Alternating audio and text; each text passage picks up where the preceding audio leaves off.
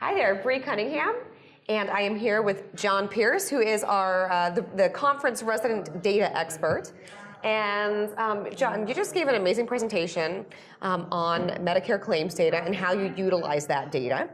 And the first question I have for you is, if I wanted to get Medicare data, I'm a hospital and I want to see my claims data, I want to look at my readmissions, how do I get that data? And secondly, what kind of format is it in, and how do I? Oh, geez. Yeah, exactly. I mean, how user-friendly is it? So the first thing is that the data that we were talking about today is available to participants in these government programs, the Bundle Payment for Care Improvement Program, the Comprehensive Care for Joint Replacement Program, and whatever programs might appear after that. It's not available if you're not a participant in those programs. So if you're not in one of the, if you didn't voluntarily participate in BPCI, or you're not in one of the mandatory metropolitan statistical areas for CJR, you're out of luck. You're not going to be able to get your hands on that stuff. If you are, then there are certain hoops you've got to jump through with CMS to get access to it. You have to apply for it, you have to sign certain documents and make certain commitments about maintaining privacy and things like that. Mm-hmm. And then if you do all of that right, you can go to a CMS portal, log into the portal. We do it on a monthly basis for our BPCI clients. We do it on a quarterly basis for our CJR clients, mm-hmm. and we'll just go download the stuff. Okay. And what it is it's very detailed. It's claim level data. So for each provider who's provided services to a patient in this episode, we have all the claims. Anything Medicare paid for, mm-hmm. we have all the claims for that patient mm-hmm. during that initial admission and the 90 days afterwards in most cases. Even if they were readmitted, let's say, to a different facility? To a different facility, we're going to have that. And it's really the only way that some hospitals would find out that a patient was readmitted somewhere else. I mean, one of the examples that was given earlier in the conference is a specialty hospital. It's a specialty orthopedic hospital. They only deal with orthopedic patients. They wouldn't know. If a patient's admitted for congestive heart failure, they're admitted someplace else. Right. Then they wouldn't know otherwise unless they got that information right. anecdotally from the patient or right. from the physician or something else. So. And one thing you had mentioned in your talk was that this data you're getting retrospectively, so you can't really use it for real-time management of your program. When you say retrospectively, how far out is that? So if, let's just say I'm looking at a patient and I want to know if they were readmitted. I'm at one of these specialty orthopedic hospitals. When realistically would I find out if they were readmitted? Well, the BPCI data is released from CMS monthly. The CJR data is only released quarterly. So CJR, it's really bad. You can only really use CJR data way after the fact. You can't even use it for the most recent quarter because some of the episodes in the most recent quarter aren't finished. Right now, we're getting data for CJR for the quarter ended December 31st. Mm-hmm. If a 90-day episode started on December 15th, that episode's not even finished yet. Right. Let alone having all the claims come in after that. So you really can't do anything with it.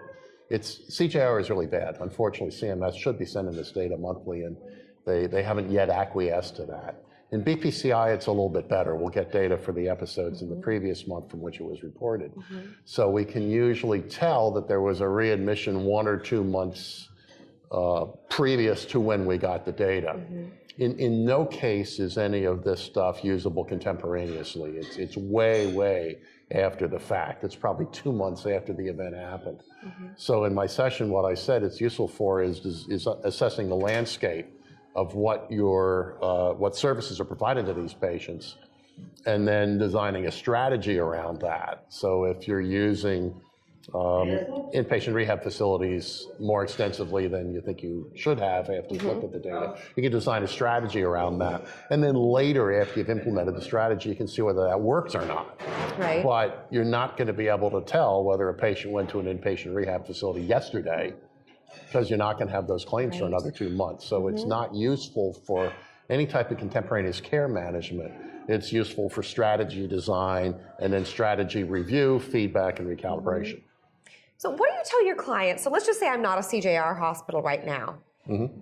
but chances are in the future we're going to be, right? Bundles are pretty much here to stay. We're seeing these programs gain traction and expand, and I want to be proactive. And I want to see where I'm at right now. I want to get a baseline of where I'm at so I can prepare to be successful in the future. How does one go about that? Well, there are options. CMS does sell a large data set of claims data. They basically can buy, the biggest data set is 100% of hospital, post-acute provider claims and 10% of the physician claims. They never sell 100% of the physician claims because they think it's too much data, which probably 10 years ago it was, but with the size of the disks we can buy nowadays, it's not. And organizations like the Data Gen group at the Hospital Association in New York, who was presenting also on our session, actually buy that data. It's quite expensive. It's in the tens of thousands of dollars. And they will go build episodes for a hospital that's not in the CJR region, if that hospital's interested and wants to engage them to do that. Okay. And so if you're not in the CJR region, you could say, tell me what happens to my patients after they leave. Are they going to skilled nursing? Are they going home? Are they going to home health agencies and things like that? And you could do a lot of the analysis that we're doing with that type of data. That data is also not up to date. I think it's either 2014 or 15 has just been released. So that's also somewhat delayed, and that kind of affects its usefulness because you might not have the same doctors working with you that were working with you several years ago. Sure. It's unfortunate. It'd be nice if hospitals could request data for this type of thing for their own episodes and get it and be able to plan. Because as you say, especially for something like joint surgery, I think it's a no-brainer that's going to be somewhat ubiquitous in Medicare, probably within 3 or 4 years. It's all going to be paid on an episode basis. Absolutely, I would 100% agree with that. So with these bundles, it's forcing all these, parties to work together, right? It used to be operating in silos. You had your physician group, the hospital, and then all the post-acute care that goes on.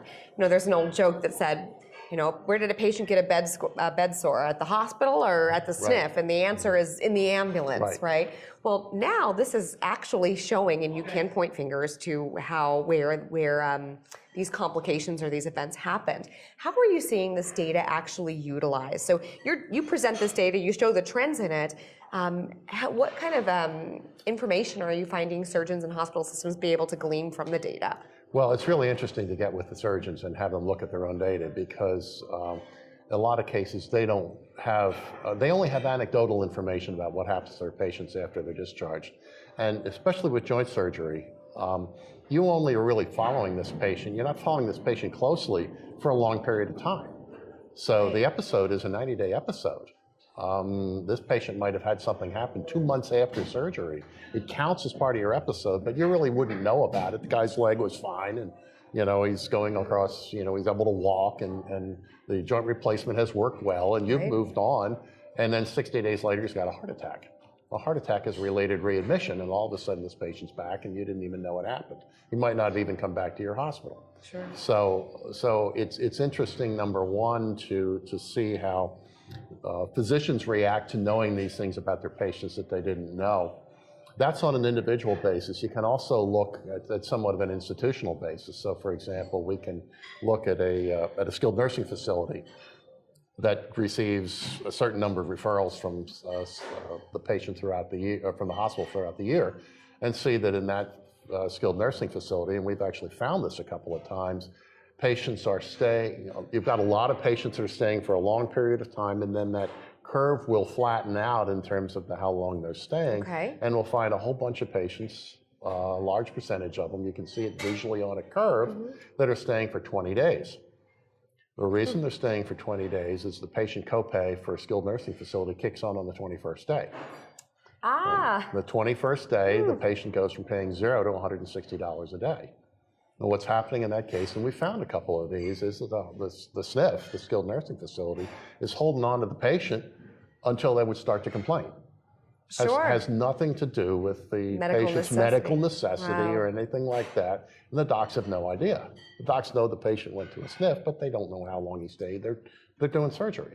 They never had any concise, compiled, organized data for this. And we can look at that. We can also look at things like how many patients were readmitted from that facility? You know, is this a case where if a hospital, if a patient, you know, starts sneezing, they get sent to the ER? That's Right. one extreme. Or the other extreme is some of the SNFs have sniffists. They have in-house physicians who'll take care of that and who will deal with a non-emergent condition, and the patient stays in the skilled nursing facility and doesn't get sent to the ER Right. and readmitted back to the hospital. So we can kind of tell that type of thing too. Interesting. So, and this is all new because the hospitals really have never had this data before. Right. You don't have data for what happens outside your walls unless you get it from the payer. You know, and I think it's exciting, and I think it gives me a lot of hope and things that we can do better and improve the overall delivery and quality of care. Well, it's nice for me as a data guy. I mentioned in the conference that my dad was a physician and my brother's a physician, and they really have helped people. You know, a lot of people can hear because of the ear surgery that my dad did on him, and I'm sure that Steve has kept people alive through surgery that perhaps wouldn't have worked with a less skilled anesthesiologist. Mm-hmm. So what do I do? Well, what I can do is try to help providers and healthcare organizations improve care. Mm-hmm. And so if I can point out a situation where a patient's sitting in a skilled nursing facility that nobody wants to be in, past the time that's medically necessary for it, and somebody else can take action and improve that patient's care, that makes me feel good, even though I'm not a doctor like my dad and my brother were. I love it. So, I have one final question for you.